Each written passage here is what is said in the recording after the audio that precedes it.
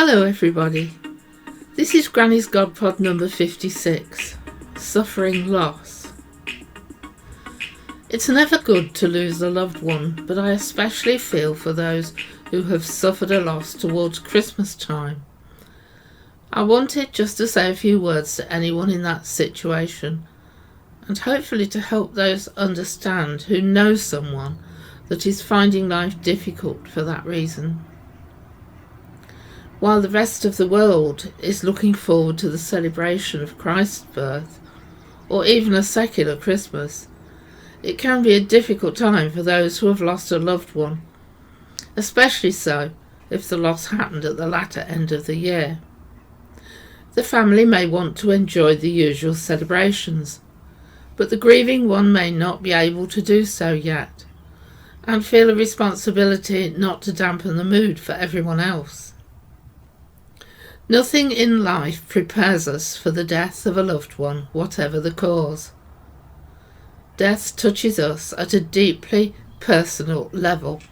It is so devastatingly final. Nothing in life prepares us for such a loss, or for the grief that comes with it, and the greater the love, the deeper the loss is felt. There may be a considerable amount of paperwork and arrangements to complete in the immediate aftermath of a bereavement. And this may make us think we are coping with our grief because we have no time for it. Sometimes real grief comes after an initial numbness, for example after the funeral. Grief is an unruly companion. It doesn't arrive at convenient moments, and it can surprise us with memories and pain when we least expect it.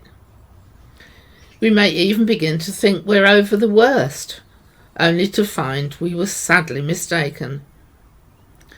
We may try to resist its demands on our spirit to avoid what has been called a fierce yet holy pilgrimage.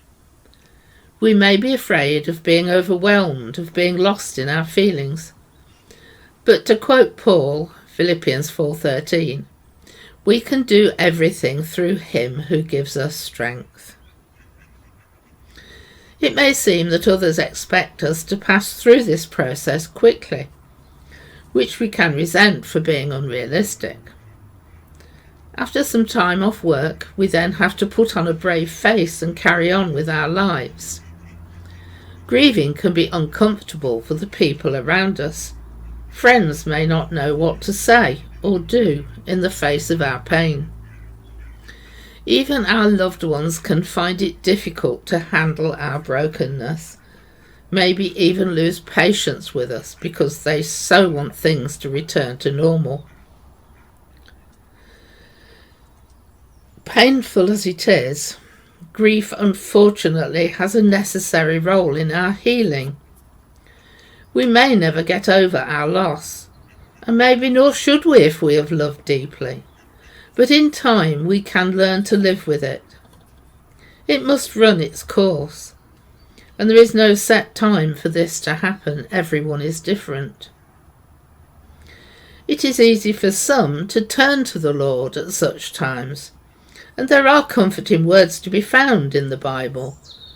For example, Jesus says in Matthew 11:28, "Come to me, all you who are weary and burdened or heavy laden, and I will give you rest."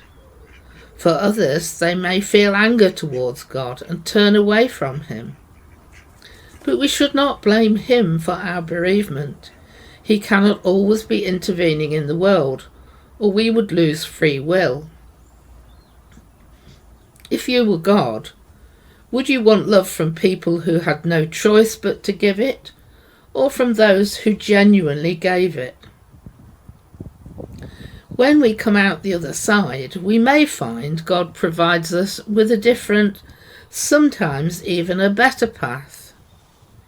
We should expect to find light at the end of the tunnel. Revelation 21:4 tells us, "He will wipe every tear from our eyes. There will be no more death or mourning or crying or pain, for the old order of things will pass away. There is no denying that grieving is a difficult process, especially as we experience our return to everyday life in what seems to us to be a totally different world. We may feel it is a bit unfair that everyone else is able to carry on as normal because their world has not catastrophically changed. We need to give ourselves time, to make allowances for ourselves, to cosset ourselves as if recovering from an illness. Rest assured there will be a time when it becomes easier. We should remember that our loved one would not want us to be unhappy. We are allowed to feel sorry for ourselves, and we are also allowed times of light-heartedness. There is no disrespect in that. John 16:22 says, "Now is your time of grief, but I will see you again, and you will rejoice, and no one will take away your joy."